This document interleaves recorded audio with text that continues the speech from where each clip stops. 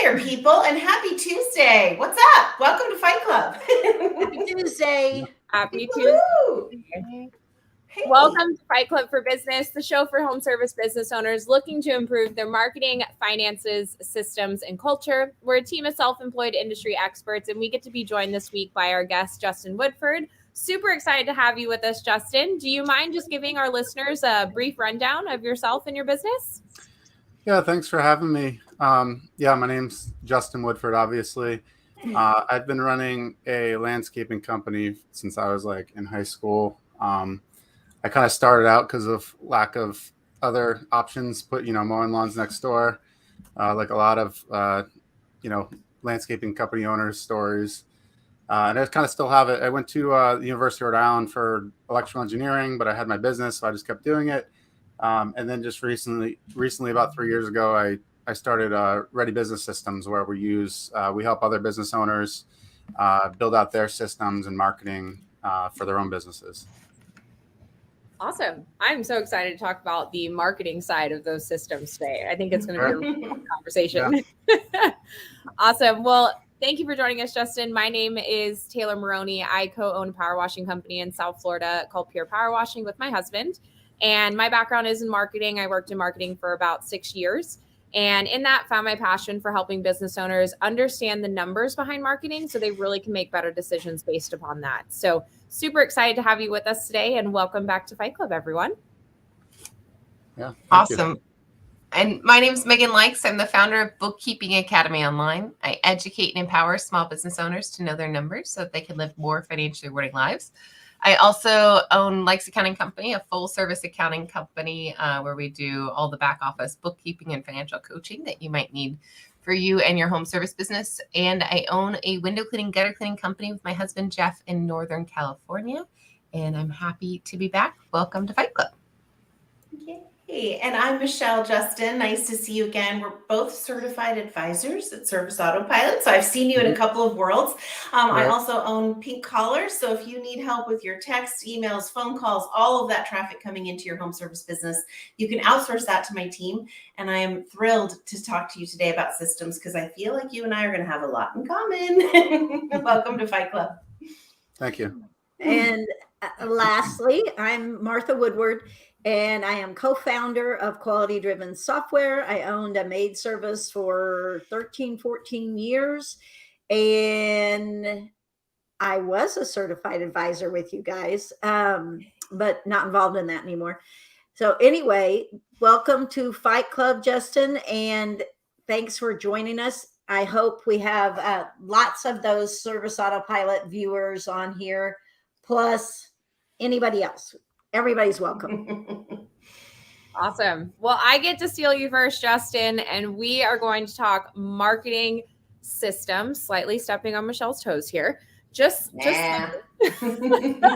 But when I found out you're coming on the show and I started looking into all the things that you guys do at Ready Business Systems, it is incredible that you not only have the systems for business owners to help run their business more efficiently, but you're able to give these business owners pretty much templates and pre-built systems for their marketing.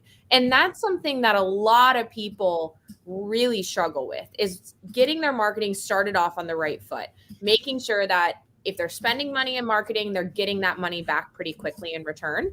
So I'd love for you to kind of just briefly give us a synopsis on how you kind of came to the realization of putting these systems and templates in place for marketing, and then kind of just explain what options you guys kind of do have, and we'll kind of go into more detail after that.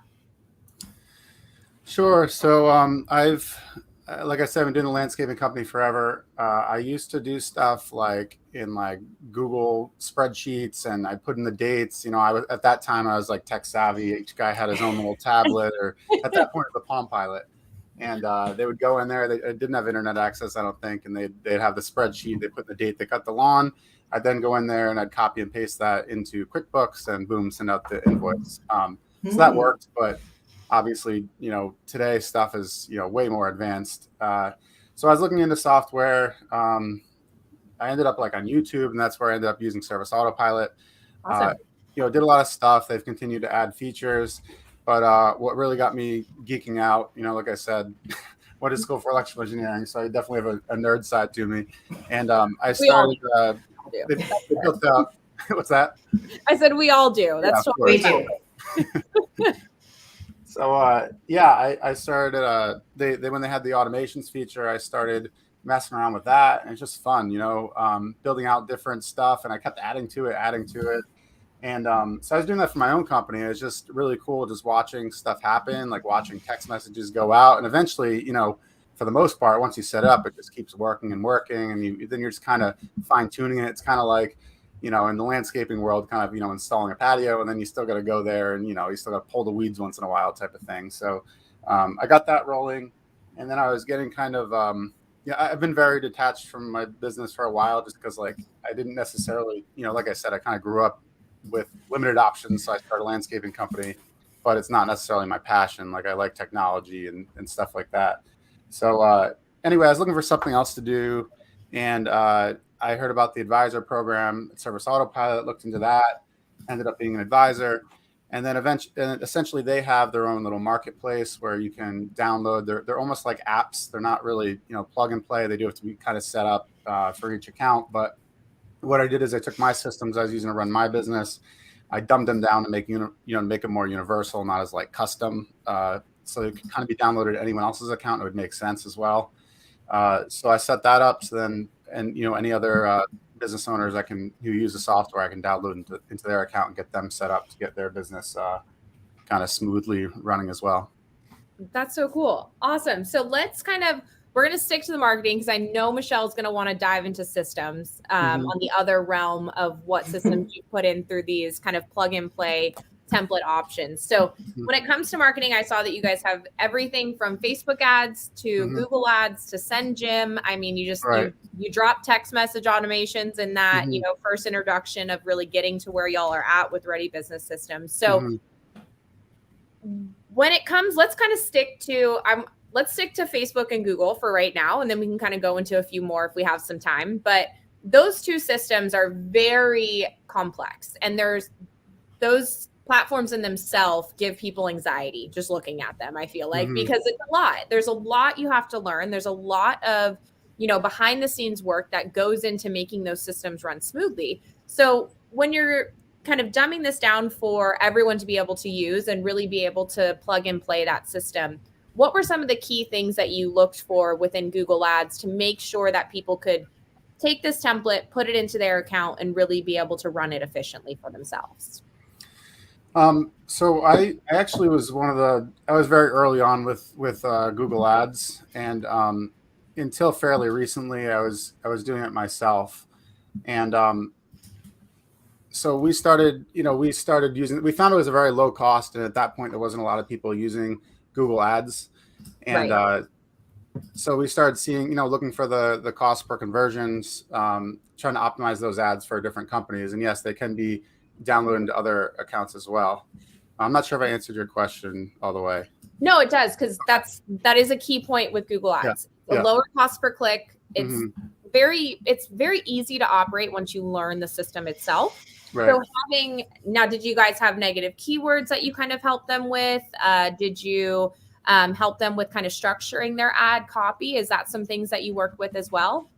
Yeah, so negative keywords are definitely important, because a lot of people, what they do with Google AdWords is, if they try to do it themselves, is they set it up, and there ends up being just a ton of waste, because even if you set up the general geographic targeting properly and all this and that, it's like people are continually searching for different things that aren't applicable, and you're going to pay for that unless you're sorry guys unless you're regularly adding in those negative keywords. So as an example, someone might search for, again, in my industry, how to rake your lawn, so if someone who's searching for something like that, you probably don't want to pay $5 for them to search for how to rake my lawn, because they're probably someone who's going to do it themselves.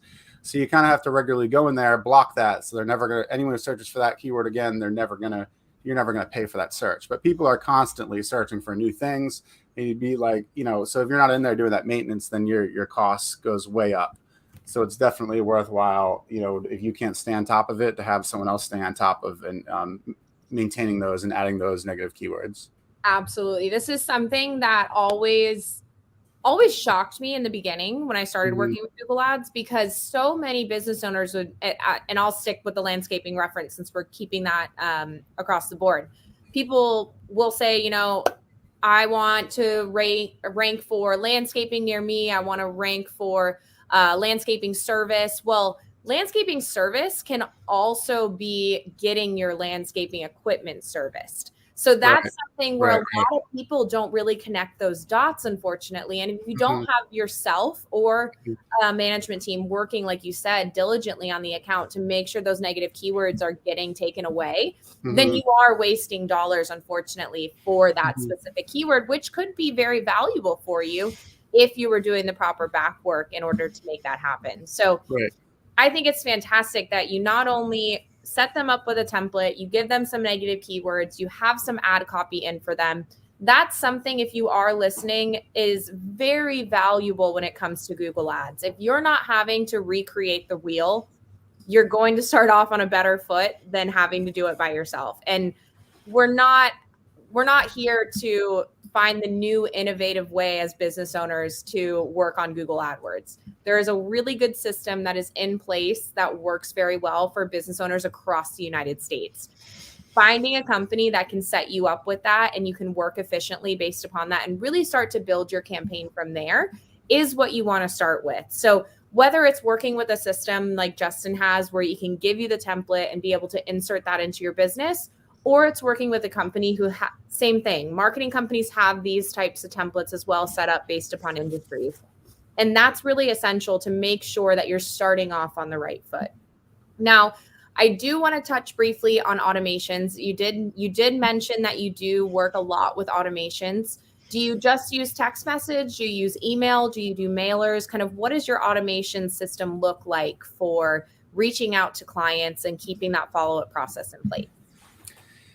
Yeah, so like you mentioned, the text messages, emails, we try to be, so emails these days, like people accept they're going to get, you know, a lot of emails in general. It's a little less personal. The text messages, we try to be very careful with, because you can, you know, it's very, you know, people get your message, you know, there's not really, I mean, maybe on some of the Pixel phones and stuff, there's a little bit of spam filtering, but for the most part, people are going to get your message, and it's very important. Plus, you can get in a lot of trouble for abusing that privilege.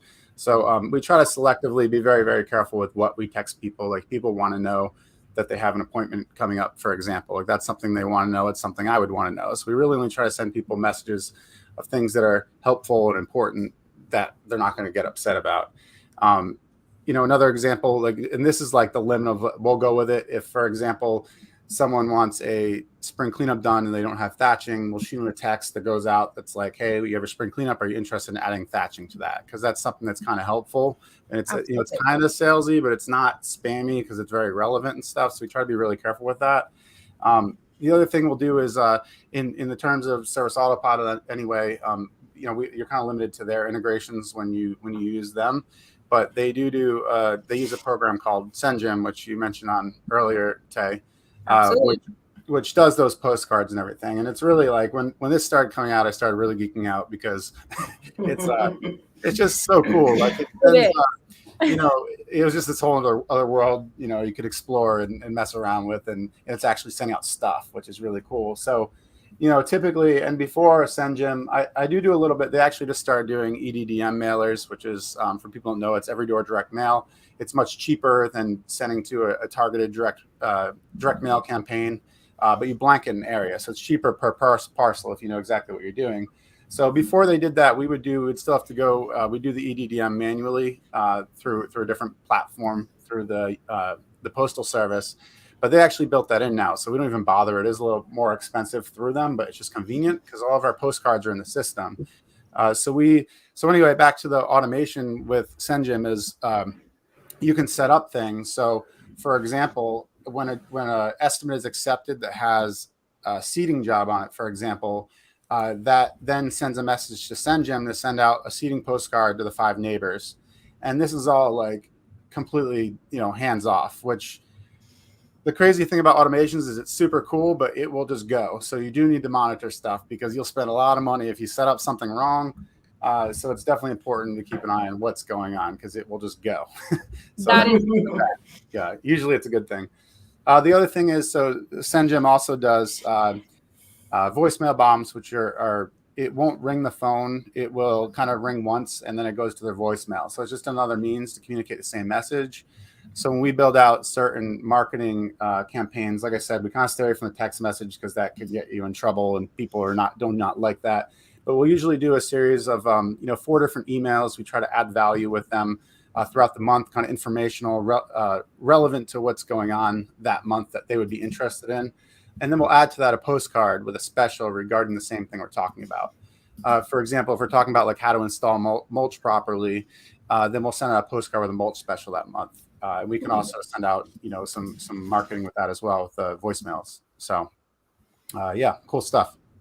That's awesome. I mean, So one thing I do want to just briefly touch on before I pass you off to Megan is Justin just made a very kind of casual way of saying how many times he touches a client within 1 month. He sends 4 emails.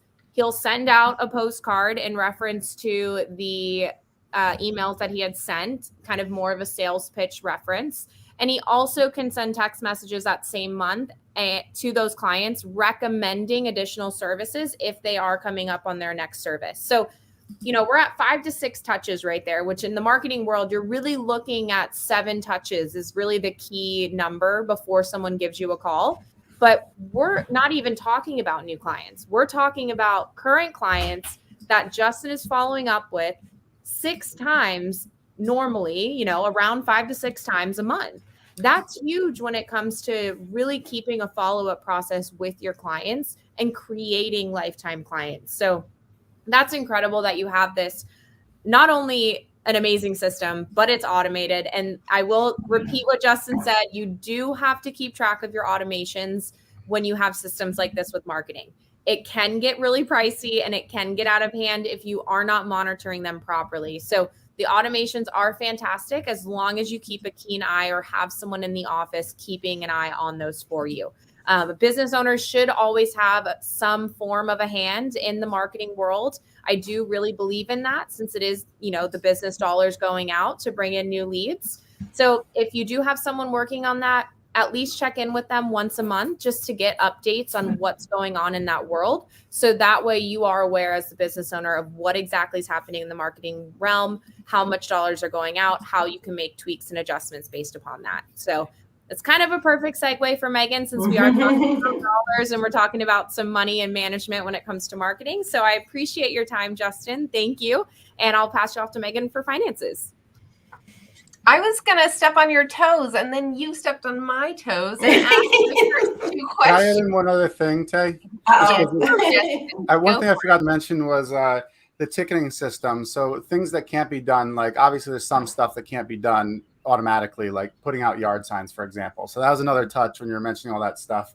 We also get custom yard signs made that are very, very simple message, like mulch, and then our phone number, which is very easy to remember, 855RI Lawns. So that's just another way that we'll also market that same theme. So there's another touch there for you. I love that. Facebook as well. Facebook for we're at marketing. like 7 to 8 touches now between Right. yard signs and Facebook Yeah. for clients. This is I'm geeking out over this, so I'm gonna have to be quiet for a little. Anyway, just want to throw that in there, but. I love it. Well, so Justin and I met in Denver this last year at GutterCon. There is a gutter conference for gutter installers and gutter cleaners. Shout out to Bren for organizing a very, very fun conference. And I remember your presentation, Justin, and you had all of these brilliant SendGym postcards. So that's where we were going to start today. So I'm glad that you did that in the appropriate marketing place with Tay, because that makes sense. So usually I give you a menu of options, but I really want to hear what you have to say about all of these. So we're just going to go fast and go through them. Sure. I'm going to start with this question of what is your favorite thing to automate in a business? So if you start working with a company, Ready Business Systems, and they're old school, like pencil to paper, note takers, what's the first thing you automate? So I do have some people come in from scratch, and one of the first things, well, I'll get to that. I wanted to have a website because really that's the hub for everything, and the forms and all that stuff. But that's one of the early things I take on. But we actually, the estimate follow-up, like I try to install them in the way. So we have more, but I haven't gotten around to actually updating stuff once we got busy, but we have like 14. We actually have more than that, but I tried to put them in order and such that they're basically adding the most value the fastest. So taking both into consideration, things like we have a marketing automation that, like I was mentioning, it goes out each month, but it's very custom. It takes a long time to start adding value per se. But something that's very easy and fast to set up that adds value immediately is like an estimate follow-up. So most of those people who are on a piece of paper running around, that don't, they're doing a million different jobs. You're lucky if like A, they call you back, B, if they show up to the estimate, C, if they actually send it. And beyond that, like, they're not calling these people. I mean, this is for smaller companies that don't have the manpower and stuff. They're not calling to follow up on these estimates. And that most people require a lot of follow-ups. Also, if you stay really on top of it, they don't get a chance to look elsewhere because they may be kind of stalling, trying to get an estimate from other companies. But if you're really on top of them and you're ready to go, and you don't have time to look around, like, all right, I guess I'll give this guy a shot. So we try to install that first because, like I said, that. I'm gonna stop you there and just say that we were those people. So like for the first 10 years of our company, we would go give an estimate and there would be no follow-up. Like we would never talk to that customer again. And we had no idea what percentage of people would call us back or not call us back. We plugged in Responsibid to our business and they kind of automated that follow-up sequence for us. And that was like so eye-opening, the fact that, wait, they actually want to hear from us again. We're not like spamming them or being salesy or bugging them. Yeah. And we made a guy named Royce Ard, and I love to say Royce has a follow-up sequence that's in for declined that goes 7 years. Like he just, he's like eventually they're gonna want my attention, so I might as well just stay top of mind, and they do want his attention. So I love that. That's fantastic. Yeah. You are doing something very clever, and I would like to know your secrets about using SendJim in hiring and recruiting. Okay. So you had this great Uncle Sam postcard, "We need you," and it was very good. So how are you doing that? Because Don Williams, if you're listening, I would like to integrate Hire Who and SendJim, and I can't yet. So I like this idea of throwing a voicemail bomb into a nurture sequence for a potential employee, or throwing in postcard automations for onboarding. How have you done this? Is this a Service Autopilot secret that you're plugging all of your potential hires into Service Autopilot and then using it for recruiting, or what? Yeah, what's the cost there? SendJim they integrate with other CRMs as well. But what we do essentially is, I was running into the problem that most people probably do, that there's all these different hiring platforms out there. Obviously, Indeed's a big one. You throw your ads on Craigslist, Facebook, and then usually those are going to go into your email inbox. And then it's just organizationally, it's like challenging. So the first thing I did was we created like a job application form, right? There were two reasons for this. One is that the job application form is actually connected to our CRM. So all of our information now, all these job applicants, rather than going to all different places in my email and losing them all, they're going to one central place. They go in the CRM and they're tagged as a job applicant. So now at any point we can pull up all these job applicants. We post the same. So on our job ads, we say, you must apply through our website. So the second reason why we do it this way is because like everyone's been there. Like it's so easy to apply for a job in Indeed. It's like apply now. You click the button, like they click on like 50 jobs in an hour, and then these, how strong are these leads? Like what's the quality of these leads? So we intentionally force them to go out of their way to make sure they actually, because if you want a job, you're going to read it thoroughly. You're going to go to the website, read about the website. You're going to fill a job application. So granted, maybe we're missing out on some applicants, but it saves us so much time because, we're making them jump through some hoops. So once they're in the system there, we also have kind of, there's more filters there. So once they're in the system, there's all these automations set up. So we actually can disqualify them based on answers to certain questions. So they never go through the system anymore. Beyond that, if they do make it through there, we make them call in for a phone interview during a certain time. So it's kind of another test. And sometimes we'll break our own rules. We'll go back through and we'll call these people if they look good, but just kind of passively, it's going to keep filtering these people out, because once they call in, we then have to fill out a phone interview form, and then that continues the process. If this form's filled out, then this happens. Then if they fill this form, and based on the answers to that form, we can disqualify them again, whoever answers the phone. If they approve them, they're then told to come in for an in-person interview at a certain time. So that's the process for like getting our applicants in there. We don't get a ton of job applicants, but the people we get are well vetted, so they're not wasting our time. Yeah, it sounds like, I mean, you basically created a marketing funnel where you're attracting a lot, and then you're filtering them down, right. And you've built your own applicant tracking system within Service Autopilot, right. Which shout out to Diana Henley. I know she's doing something very similar with her right. filtering and her texting and emailing with them. And then how does SendJim play into that? Are you just setting up automations from within that sequence that are touches to your applicants, or are you trying to get more applicants using SendJim, or both? So I was about to say, so now we have this. So that was just the kind of preface. But so once all these people are in the system, right, we have all these job applicants over the past years.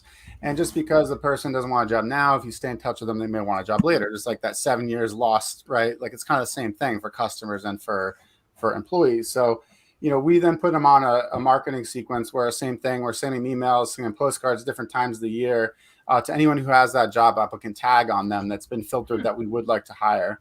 So we're staying in touch with them throughout the year, telling them why they should work at our company, et cetera, et cetera. So we're staying top of mind. So if things change, the job they got instead, they don't like, then we're top of mind to call for, to touch base for a possible position.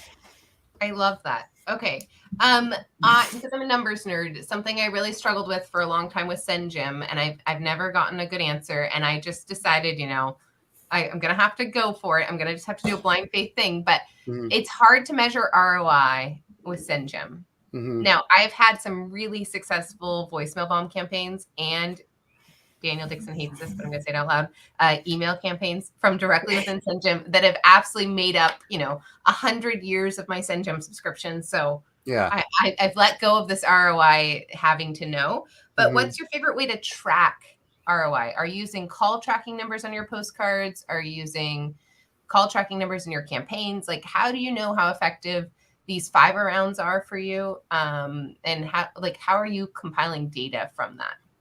So it's always been a bit of a struggle, and you'll never get it exact. But at first we just had the postcards, right, with some special on them, and we weren't really tracking it. It's one of those 7 touches that Tay was mentioning. I'm sure they got a postcard because it's an next door neighbor.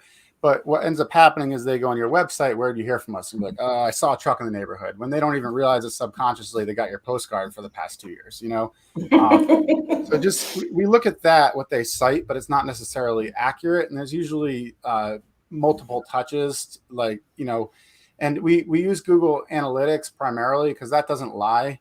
And they actually have like an attribution thing now. So you can actually see, all right, they visited your Facebook page twice, and then they did a direct traffic, and then they did a Google search, and then they called. So it's not going to be able to track, the off-site methods necessarily, but it's going to track their digital footprint essentially until they actually ended up converting. So what we started doing as well is we have a coupon code on each postcard, and then on our contact form on the website, asks if they have a coupon code. So that way, that they definitely received your postcard. And again, that's their last touch, essentially, and there's a code on there. So it's almost going to encourage them to cite that versus something else because the code's on there. But we do our best to track that way. But kind of like you're saying, Megan, we have faith that we know that these people are getting a lot of our messages, and we know that it indirectly is benefiting our other campaigns. So when they search on Google and they see a bunch of different companies, they're probably going to contact you first because they've seen your name a million times. Right. Well, and it's part of a strong brand, which we've talked a lot about on the show, and like having brand awareness around our colors and our name and our community involvement. Absolutely. Right. Do you have any data, not to be on the spot, but about the percentage of fiber rounds that you hear back from? Like, is it 1%? Is it 5%? Is it? We don't, like I said, that's still a struggle. We don't have exact Yeah. numbers on it. We have people who have reported them, but we just kind of have faith that we know they're getting them, and we know they're in the target area. So, Right. And EDM's a little bit easier to track, I feel like. Those Yeah. 5-round postcards tend to be harder. So, okay, I'm Yeah. going to let it go because I just got to let it go. But I just got to have faith. But I thought, since you seem like a data nerd and former recovering engineer or current engineer, I'm Yeah. not sure that you might have the answer. Okay, my last Yeah. question for you before we pass you to Michelle is I have been talking on the show for like 3 or 4 weeks about a newsletter. Sounds like you have a lot of education involved for your clients. Do you have a formal newsletter, or is this like a weekly drip thing you're doing, or what's your recommendation in terms of formally educating and providing like helpful, like consumable content in our clients' inboxes? So we're changing our style a little bit. It's a work in progress, but yeah, it's definitely important to add value.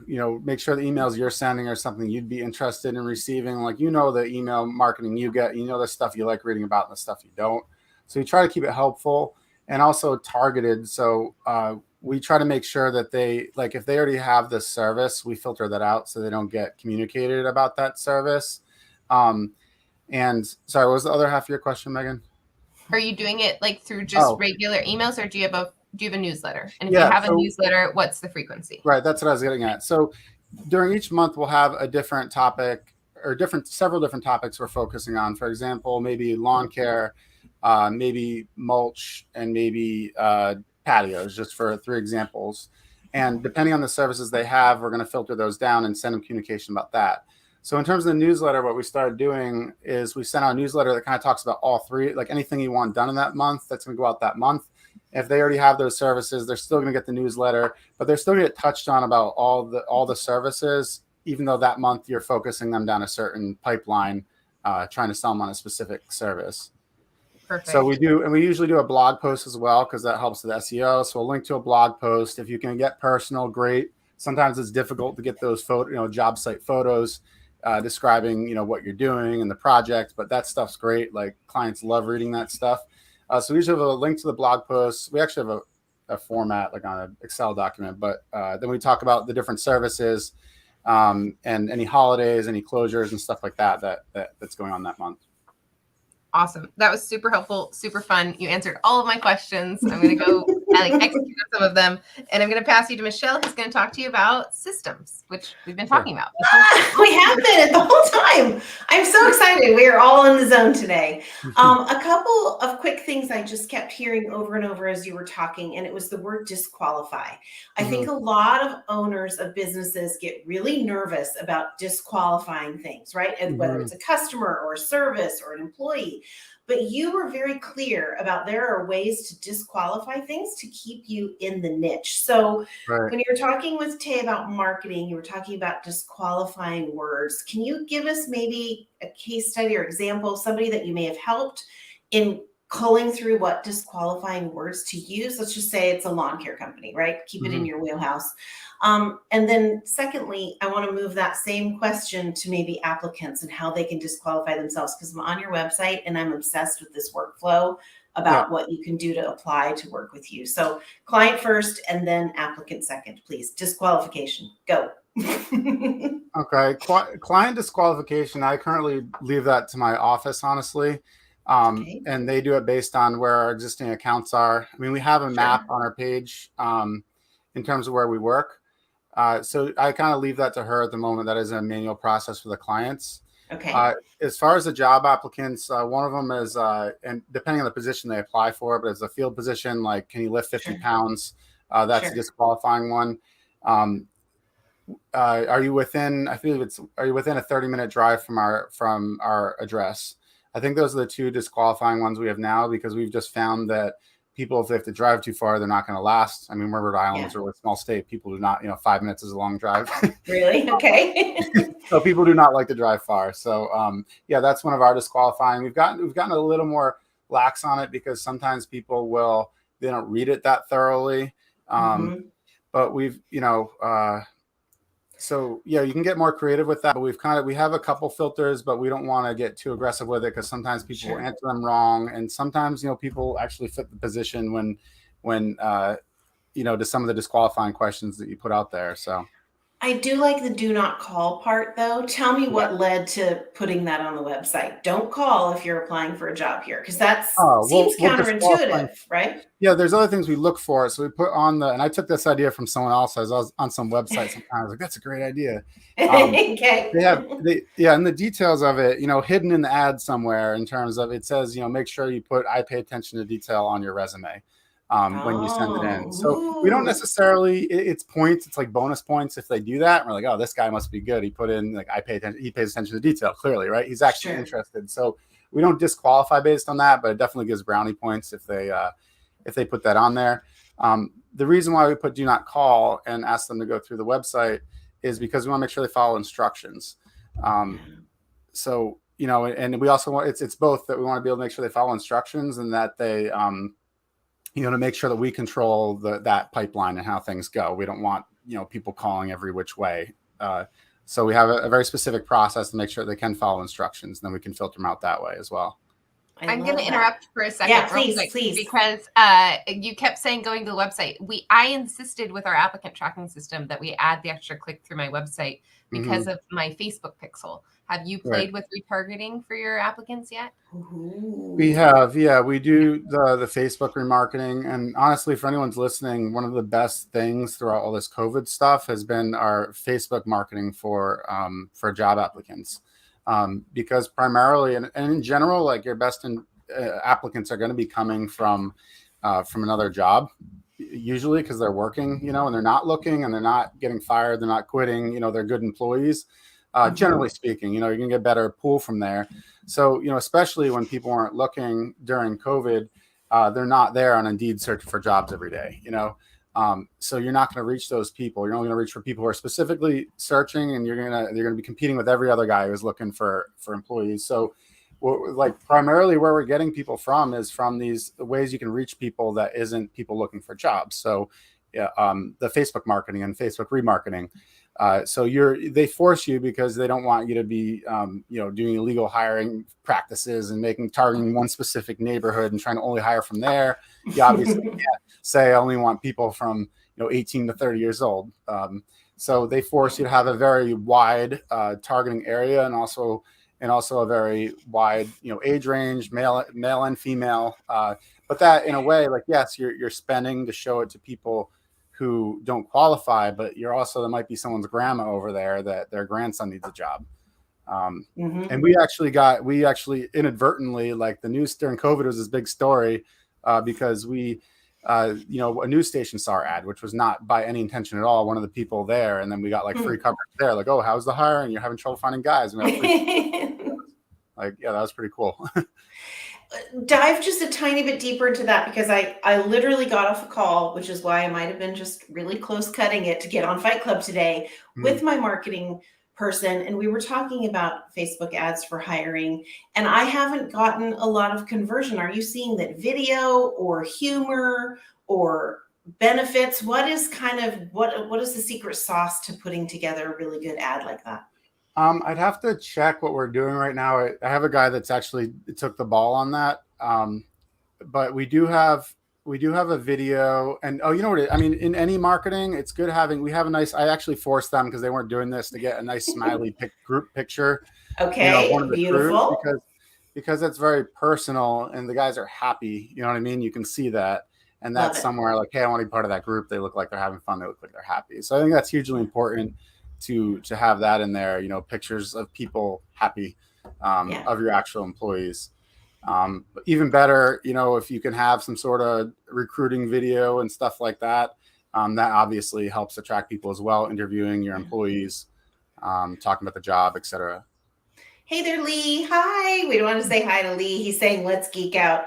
I just had an employee do a testimonial without even being asked. She got her phone. She did the thing. She clicked record and sent it to me. I was blown away. So we'll be using that for sure. Yeah. I know. Yeah. I didn't even ask. It was awesome. So this is a perfect segue to hand you over to Martha.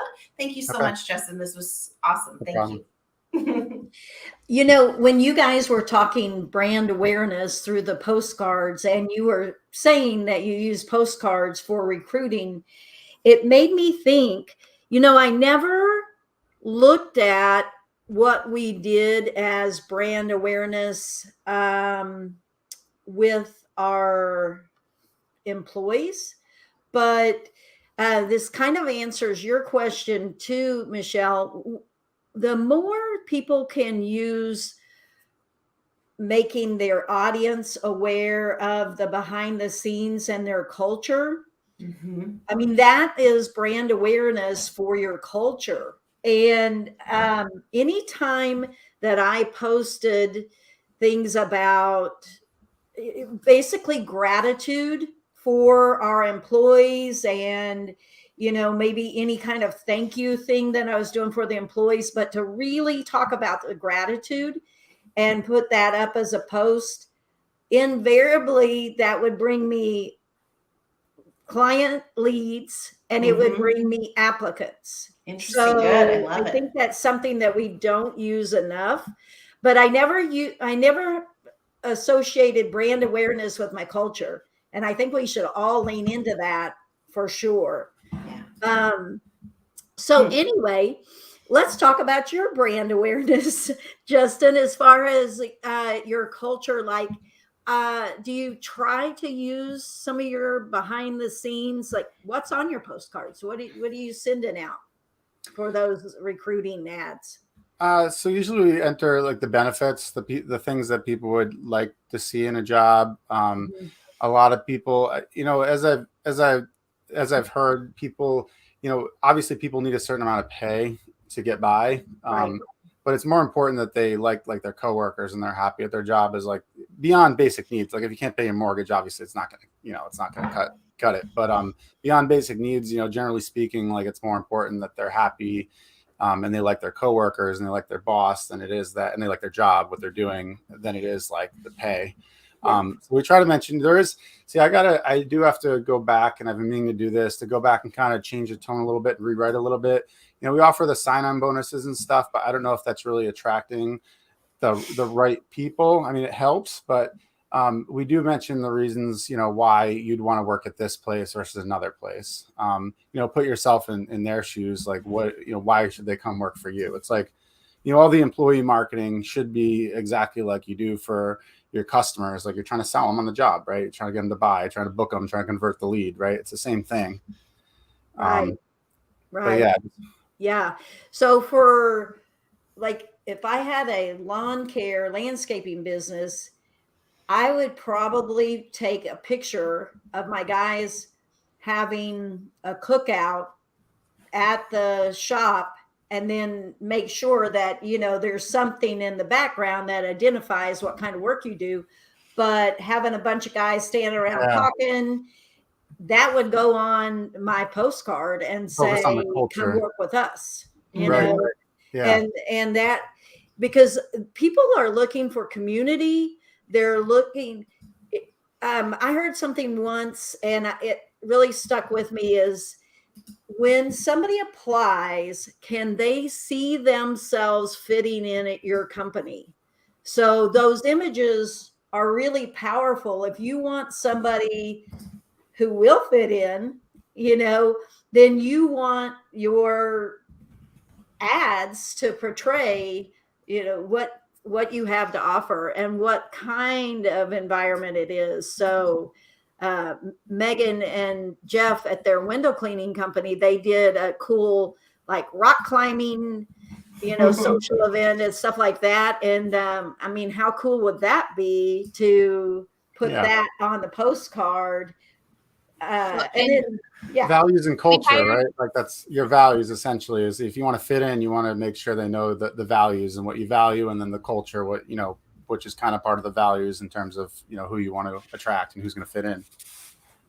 One of our sticking points is that we're good about doing this stuff and then we forget to like record it and then we forget to reshare it. And so that day, just a quick aside, we were really clever. We took it was a surprise day. So we had a big job book for all teams. It was one of these surprise days. We took them to breakfast. Then we took them we defined our mission, vision, and values as a team. Then we took them to rock climbing.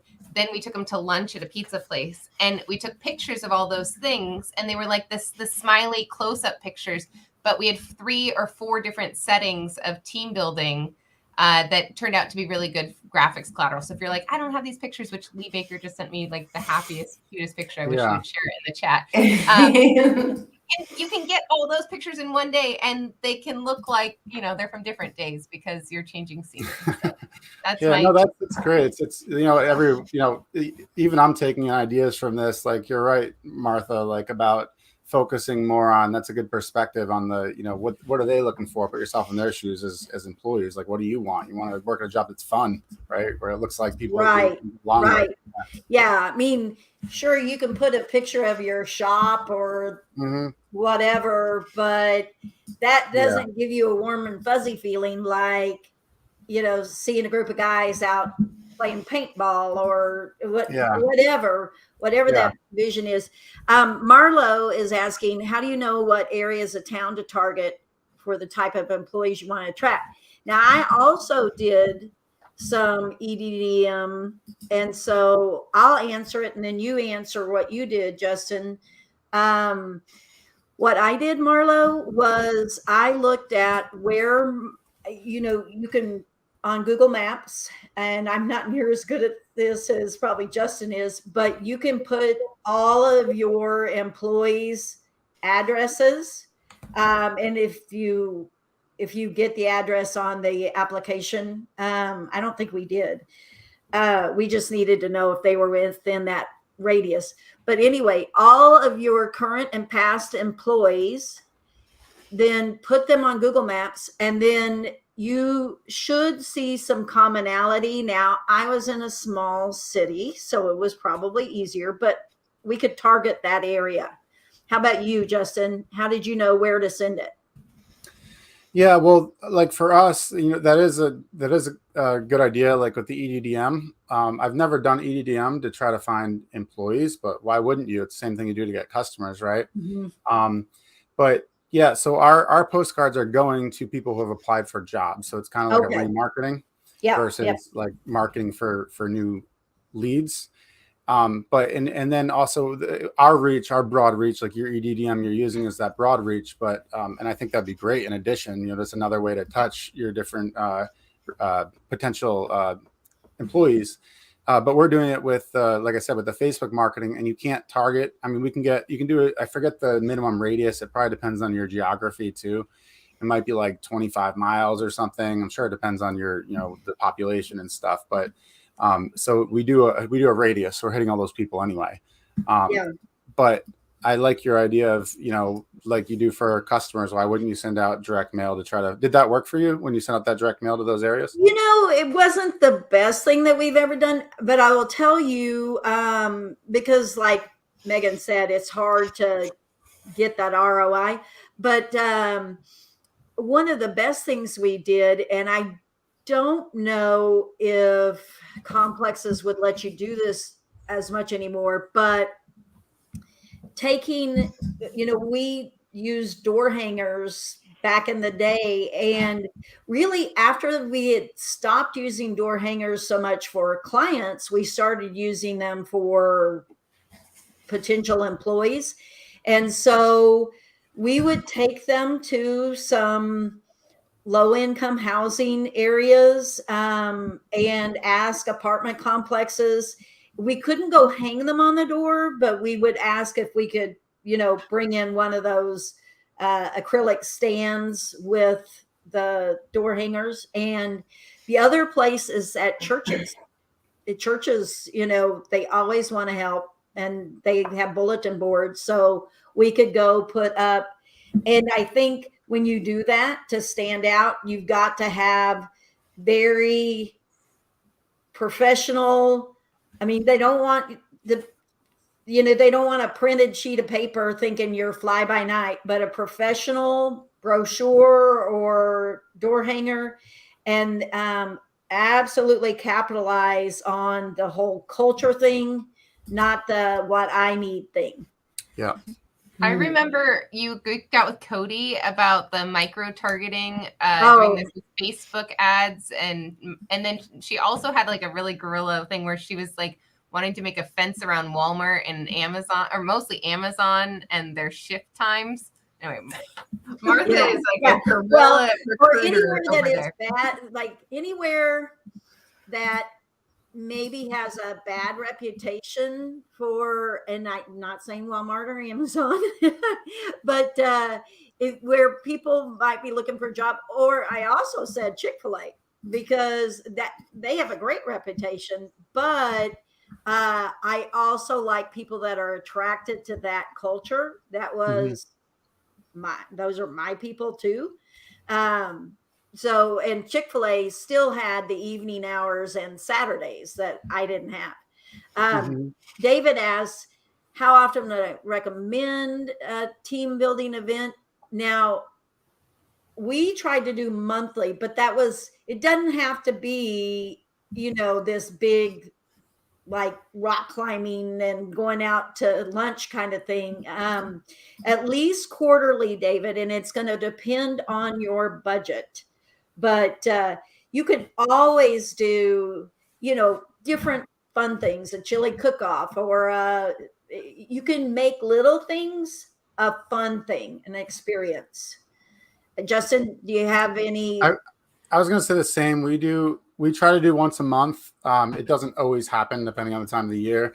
And at the end of the year, it's funny you mentioned paintball. We do we do that in October, usually like a paintball outing. And then the end of the year, obviously like a holiday party. But yeah, throughout the year, we do, we have a grill at the shop. We'll do a cookout, end of Friday early or something like that. It definitely helps if you pay them to be there. Because people might not necessarily want to spend their own free time, but if they're getting paid for it, it's a lot easier to make it, they're not short in their check or something. Right. And one of the things that we knew about the longevity of our employees was that we needed to pull them in kind of to that family network. And we would have people come in and they wouldn't do some of the off hours outings. So one of the things that we built in to our system was the trainer actually became kind of a mentor, and we would bonus them at 3 months and 6 months with that employee. And they were bonused on a couple of things. Quality is one, but one of the things they were bonused on is if they got them to one of these team building events. So they would actually, be, hey, are you coming? Because when you're new, and I mean, a lot of people are introverts and they need that invitation of, hey, yeah, come, I can even swing by and pick you up, whatever. And that was pretty successful for us. That's cool. Yeah. And Lee, on the send to previous employees, we talked about that a couple of, and not calling you out or anything, but we did talk about a few weeks ago about an employee newsletter, and that I'm a big believer, like if you send client newsletters out to your leads and your current clients, big believer in an employee newsletter that, yes, goes out to your current employees, but for the most part, they're going to know what you have. It really is written for those applicants that for whatever reason didn't come to the interview or weren't hired. And it's a great way to give them a glimpse into your culture, because in that newsletter, you should be talking about events you have coming up. It should be employee brags. It should be a look into your company. Yeah, and people are going to be at their own job and be like, hey, we don't get this stuff. That looks fun, It's kind of like this group you want to be part of, right? Yeah, yeah. And one other thing regarding Megan, I was the exact same way about not taking pictures. I was the worst. And so if you live in a town where there's a lot of Airbnb listings, you can go to Airbnb experiences. I have not done this myself, but I just know it's a possibility. And under experiences, a lot of times there's photographers for hire under experiences. And it would be well worth your investment to hire a photographer for the afternoon or whatever for your event.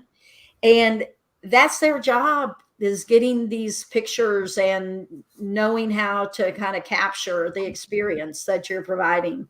So That's what we know. We were so busy having fun that it was just really nice to delegate that out, right? And not be in. Exactly. And I feel like we got faker smiles from our staff than somebody in this behind the scenes taking candid photos. So yeah, it was an investment. It was like $500 for a couple of hours, and we tried to time them across each of the events, but it was absolutely worth it for the collateral that we got. One of the things none of us touched on was like a referral program, which I think is hugely important as well, just like for your customers. But like what Martha's saying, I just got some great ideas in terms of where to put them. You know, mentioning like the Walmart, or the Chick-fil-A. I've never thought of doing a church, maybe, but you said that works for you. But we have like little business cards that say we're hiring. It lists the positions available, and it has a place to put their name. So offering that, you know, referral bonus, and then, you know, distributing that based on how long that employee stays, that, you know, make sure that they stay there. They get a better, more of their bonus or more bonus. But I think that's important as well. Megan made some Good stuff. business cards, right, Megan? Yeah. Well, Michelle did it first. But what I did is I added a line that said referred by, so that we could get that referral bonus. And then Martha, Dom, and I have been talking about, like, I have a friend in Washington. Canada. He is doing monthly retention bonuses for referrals. So most of us, we do like a referral bonus at signing, and then we do it 3 months, and we do it 6 months. Well, he does one monthly for the life of that relationship. And whoa, I know. And he does it on both ends. So he basically pays both people to work with their friends extra money. I haven't done it yet because, remember, numbers nerd and paralysis by analysis. But that's a shout out to Ryan Lermit, who's doing that. Dom Williams just started that, I would say, within the last 4 weeks. So From he's Ryan's paying out $150 to each employee per month, as long as they're employed. One of them drops off, and the whole thing drops off. But so that was a shout out to Ryan Lermit, if you've heard that, and Dom, good job. Wow. And that sounds expensive, but like retaining employees, like no one puts nearly enough value on what that costs. Like an employee that stays the whole year versus cycling through 5 or 10 guys, like, and retraining, thousands and thousands of dollars. Yep. Yeah. For us, it's $6,000 in hard costs for every new employee we bring to the company. $6,000 in hard costs, but then a good employee is 6 figures, right? So $150 a month is nothing. It really, yeah. Well, this has been good, Michelle. I can't believe you haven't given us the hook. We're at okay. I've been trying. It's okay. All right, I'm passing it back to Tay. We got to do homework quick. All right, we're going to do it quick. Reminder for homework super fast. Please only choose one piece of homework that we're about to give you. Justin, you're more than welcome to give homework after we go through our segments. And we do have a private Facebook group in order for you to have assistance with the homework if needed. So please make sure to join that group. We'll throw that in the chat. And again, big reminder, please only choose one piece of homework. We want this to be the difference maker from listening to this podcast. We want you to move the needle forward in your business, and we want you to see progress before you meet with us again next Tuesday or whenever you're listening. So as far as marketing homework goes, I'm going to keep it short and simple. I want you to analyze about how many touches you have for your current clients on your client list. So are you sending them one email a month? Are you sending them an email per week? Are you not sending any emails at all? Are you sending text messages? Are we sending out some postcards? What does that follow-up process and kind of nurturing process look like for your current client list? Just get that baseline number and then see how you can potentially increase that over the next few months. I like it. And I'm going to be Tay this week, and I'm going to talk about marketing automations. So if you don't have any marketing automations in place in your company right now, I'm going to challenge you to give you a ton of ideas of different ones you could plug in. Like you could do SendJim 5-rounds, and we dropped the link to SendJim if you're not a SendJim user. You could do voicemail bombs, quality control follow-ups after the job. You could do estimate follow-ups to see if they want to continue booking with you. You can do this in your recruiting and hiring process, but I'm going to challenge you to set up a good automation. Probably takes less than an hour.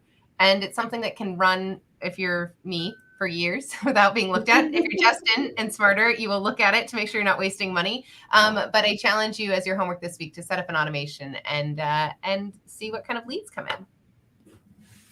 You totally swiped my homework, Megs. But that's okay. That's okay, because I'm going to link the Service Moxie, their entire suite of services that they offer. So if you're like me and you like to outsource everything and you don't have time to do Megan's homework and actually build it yourself, you can go over there and find someone that can help you set something up with Service Moxie, Send Jim, and all the stuff. So the link is in our group.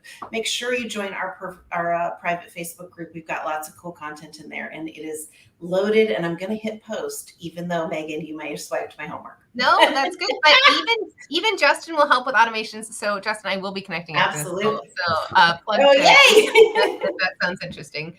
Yeah, and Lee, you're a show off. We love you. Lee, automations are 100% priceless. You're right. Okay, and I think I'm going to redo some homework because I really love telling you to lean into your culture and promote it, the brand awareness. So the homework part is going to be get that employee newsletter going monthly, and it's send it out to your current employees, but you're writing it for past applicants, and it's a lead attractor. So, and then Justin, you don't have to give homework, but you're more than welcome to give homework. I thought of something. I was like thinking I was going to be like, oh, no, I don't have one. I was just going to say, make sure A, you have a website, and B, make sure you have like pictures, like personal pictures on your website. I think that stuff's very important. And Google reviews. But maybe that's 3 homework assignments, depending on where you're at, right? Right. Awesome. I love it. Now, Justin, how would people get a hold of you if they wanted to? Our website's readybusinesssystems.com. Okay. It's probably the easiest way. We're on Facebook as well. So, all right. Yeah. Awesome. And LinkedIn, you can reach out on LinkedIn. I saw you guys on LinkedIn, and I know Robert and Yesenia in your group, and those two are powerhouses. So you've got a really high level group of people that work Rob's with you. Awesome. So, yeah, they're excellent individuals. So that's cool that you work with those guys too. And we always end, Justin, on a quote. So I found one that I thought was really cool for this week. It's got some really good keywords in it. Hopefully they're not disqualifiers. And it's from Michael Hyatt. And he says that automation is solving the problem once and then putting it on autopilot. So thank you so much for your time today. This was so fun. We learned a lot. I, for one, have already typed out like 16 things for my team to start working on. So thank you again for your time. I learned stuff too. Yeah. Yeah, I learned too. Churches, Walmart, ongoing referrals. I know. I was writing like a... Exactly. Thank you, everybody, and have a terrific day. And thanks again, Justin, for joining us. Awesome. Thanks for having me, guys. Bye. Okay, bye, everybody. Have a great day. Yep.